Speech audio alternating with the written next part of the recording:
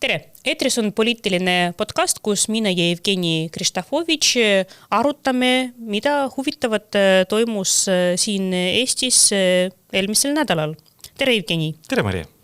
Evgeni, räägiks sinuga sündimusest, sellepärast kõik sellest räägivad, kõik erakonnad ja pakuvad välja erinevaid meetmeid, mida võiks teha, et parandada demograafilist olukorda. Sellepärast seis on päriselt nukker, sellepärast 2025. aastal meil sündis ainult 9092 last, mis on tegelikult 551 võrra vähem kui 2024. aastal. Ja tegelikult tegemist on suure probleemiga, mida on vaja kuidagi lahendada, sellepärast kui sina ja mina oleme pensionieas, kes siis hakkab tööd tegema, selles on küsimus, ja kes hakkab turgutama majandust ja seda arendada. Ja, see on hea küsimus, et ma mõtlesin, et miks sa tahtsid just minuga sellest rääkida, sellepärast, kus sul on 2 last, eks ole, mul on 0, et ma olen selles mõttes nagu ühiskonnale kahjulik element. Sellepärast ma tahan üles kutsuda sinu südame tunnistusele, et on juba aeg.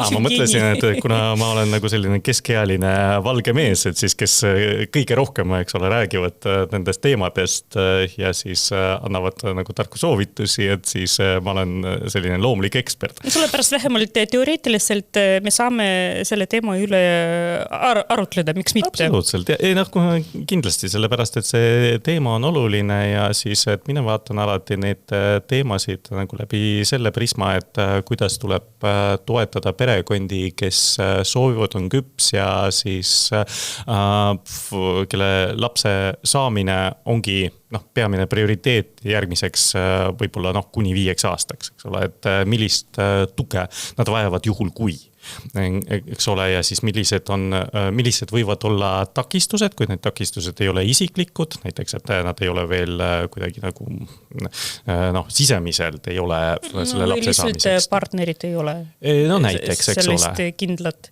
Jah, et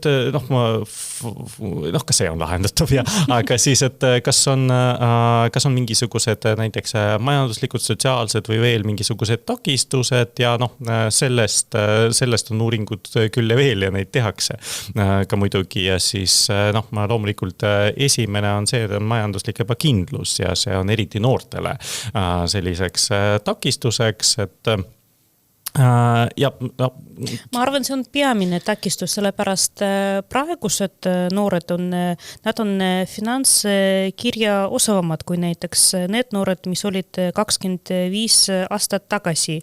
Ja nad tahavad, et oleks korter, oleks sissetulek ja oleks mingisuguse tulevikuvaade.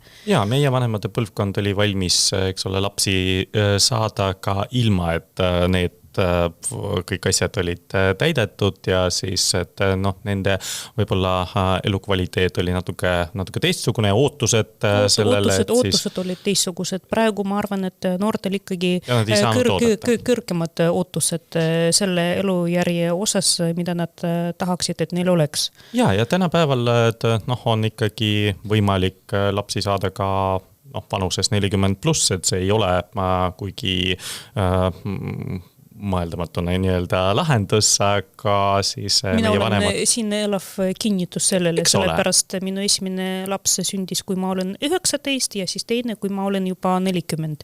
Ja tegelikult suur vahe selles, kuidas mina suhtusin sellele emadusse, ütleme nii, sellepärast, et rahulikum, mõistlikum suhtumine oli kindlasti praeguse seas, kui võrrelda, mis oli 25 aastat tagasi. Vaata, aga Reformierakond tegi ettepaneku suurendada kuni 18-aastaste vanematele vanemahüvitis ja tegelikult mulle tundub, et see meede on täitsa mõistlik, sellepärast kui me tahame tõepoolest pakkuda noortele sellist tuge, et nad ei kaota, ütleme siis karjääriarengus, oma siis palga suurendamisel.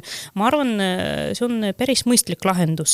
See on veel ainult idee, me ei tea, millistest summadest võib juttu olla, aga kuidas sina näiteks suhtud sellesse, sellepärast kindlasti kohe tulid kriitikud ja hakkasid karjuma, et miks te siis hindate naisi vanuses kuni 28 ja juba need, kes on 30, on siis vähem väärtustatud justkui. Aga ma arvan, tegelikult põhjus on väga selge, sellepärast naised, kes on, ma ei tea, 30 ja vanem, nad on juba enam-vähem stabiilselt kuidagi kindlustanud ennast. Neil on eluase, neil on töö, sissetulek, võib-olla isegi kindel partner olemas.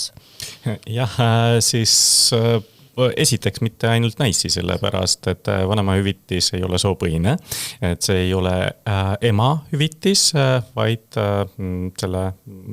seda makstakse välja sellele vanemale, kes otsustab seda saada. Loodetavasti selliseid vastutustundlikuid mehi tuleb järjest rohkem, kes on nõus kasvatama last, kui ta on nii väike. Või noorimad mehi, eks ole, et kes on nagu kuni 28, okei, siin ma teen nalja, aga siis veel üks Reformierakonna ettepanek oli siis kaaluda seda, et vanemahüvitis võiksid saada ka vanavanemad. Et siis, kes enam nagu selle soodustuse saajate kategooriasse enam ei kvalifitseeruks. Aga miks, see 28 on muidugi selline vaieldav koht, et kas just peaks olema 28 või 27 või 29 või 30. Ilusam number. Ja ilusam number. Siin, see on muidugi arutelu koht, aga siis on kindel see, et noortel on see majanduskindlus on natuke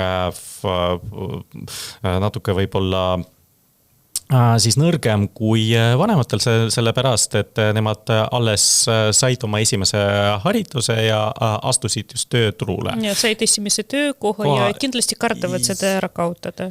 Ja siis nad panustavad sellesse, et saada umbes esimest nagu 5-10 aastat sellist eriala kogemust ja siis võib-olla nende palk või sissetulekut ettevõtluses, et nad ei ole veel niimoodi välja kujunenud, olgu see siis kas palgatulu või ettevõtlustulu ja nii edasi. Ja siis võib-olla nagu teatud vanuses siis inimesi saaks natuke rohkem selle meetmega toetada, sest vanemahüvitis on ikkagi nagu see toetusmeede, ükskõik millises vanus te ei teeks. See oli ka Reformierakonna idee, ma tuletan meelde ja siis see on väga hästi õnnestunud nagu selline sotsiaalne meede.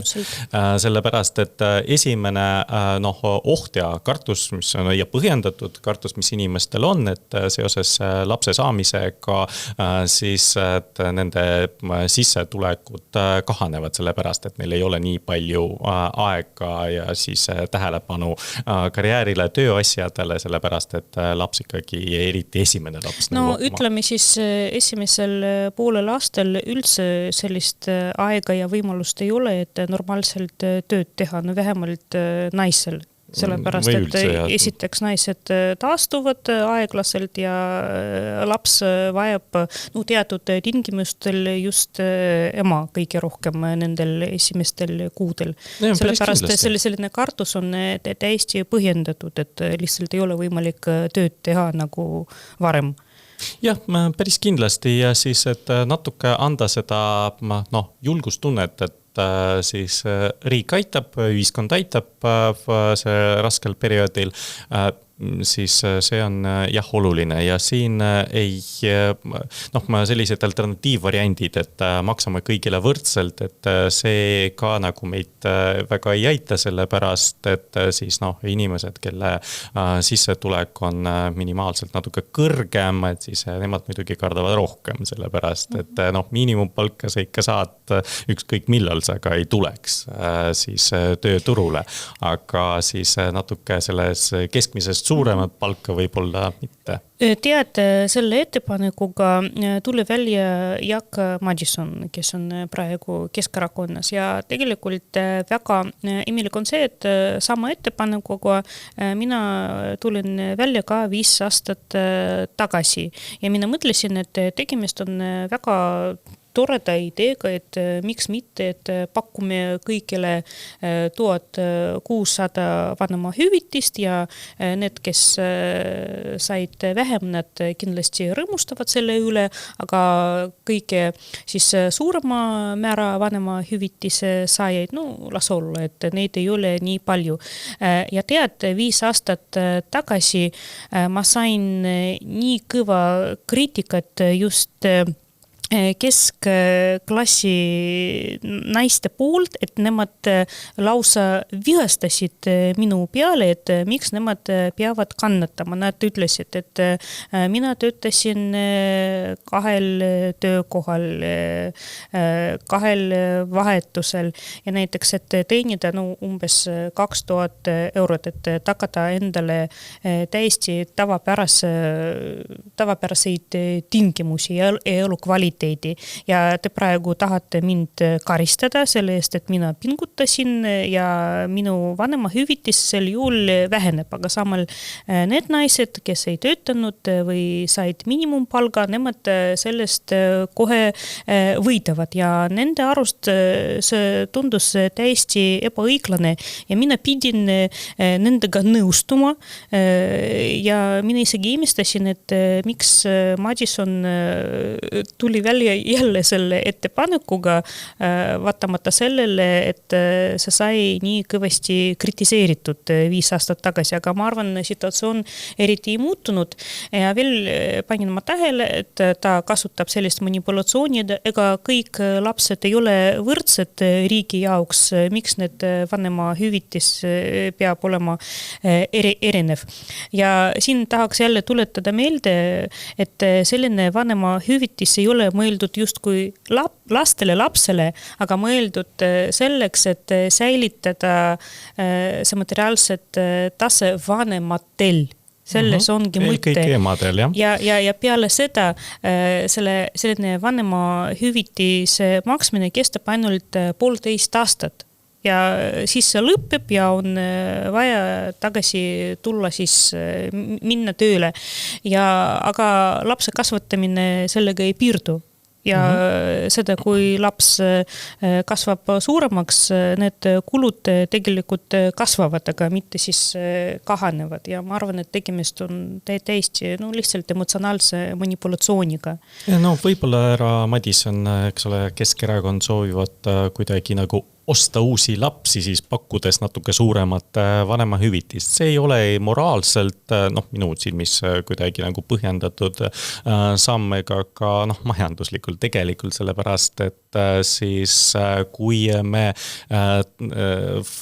teeme sellest mingi äriidee, siis see ei pruugi meil nagu tulevikus ka kuidagi aidata, sellepärast, et meil võivad nagu olla sotsiaalsed väljakutsed pärast seda, kui see laps muutub sellele perekonnale nagu koormaks, et siis kindlasti tahaks loota, et ikkagi nagu vanema instinkt on. Eeskätt me vajame teadlikku ja vastutustundlikku vanemaks saamine. Ja, sellepärast, et see soov saada last, et peaks olema inimestel ikkagi nagu küpsenud täiesti väljaspool kõikidest nendest meetmetest, et need meetmed võivad aidata siis inimestel säilitada nende sissetulekud, siis turvaliselt naasta oma karjääri juurde, aga mitte siis tekitada sellist vau-tunnet, et nüüd ma saan raha, eks ole, et hakkan nüüd kohe sünnitama, sellepärast, et siis ma saan raha. Sellepärast, et see ei ole ole kindlasti eesmärk. On riike, kes on proovinud igasuguseid asju, on näiteks Ungari, mis on suure tõenäosusega härra Madisonile ka üks Orbani Ungari, ma mõtlen, et võib-olla siis, kui seda saadet vaadatakse internetis, et siis võib-olla seal Orbanit juba pole. Hoiame pöialt. Hoiame pöölt. Aga siis tema proovis igasuguseid sellised nagu EKRE Keskerakonna stiilis neid vanemahüvitise mudeleid ja üllatus ei andnud pärast teist demograafilist üleminekut, eks ole, mis on globaalne trend, ei pakkunud mingisuguseid imelahendusi, sellepärast, et siis ainuke võimalik variant, kuidas panna naisi nagu massiliselt sünnitama, et siis keelata neil nagu koolis käimise ja sõna otseses mõttes keelata. Ja siis, et neil muid sotsiaalset funktsiooni ei oleks. Aga seda ilmselt ei juhtu. Sellist Eestit me küll ei taha. Ja me küll ei taha. Mina vähemalt seda kindlasti ei taha. Just, ja siis ma tuleb lihtsalt nagu praegustes oludes nagu tegutseda ja siis aidata inimesi, peresid saada lapsi, kelle seda tunnistavad, siis võimalikult siis sotsiaalses mõttes võimalikult lihtsamalt, et siis ja et nende elukvaliteet ka ei kannataks. See on eesmärk ja see on Reformierakonna eesmärk ja seetõttu me tuleme välja nagu nende ettepanekutega ja ma tahaks loota, et loomulikult, et me ei ole siin kõige targemad. Peaaegu, aga ei ole kõige targemad, et siis oleks tore, kui siis meie kolleegid, eks ole, koalitsioonist, opositsioonist üldse nagu ühiskonna esindajad siis tuleksid omapoolsed ettepanekud siis võib-olla nagu selle vanuse piiri osas, eks ole, või siis nende protsentide osas, eks ole, et kuidas tuleb noori peresid teistmoodi siis toetada ja kas, suure tõenäosusega on lai konsensus, et tuleb, aga siis, et räägime sellest, et kuidas seda teha. Ma arvan, et eelseisvateks valimisteks meil on sisuliselt 3 peamist teemat.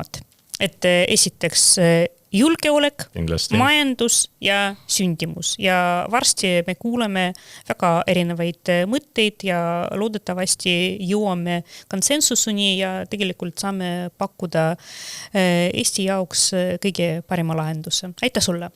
Sulle aitäh!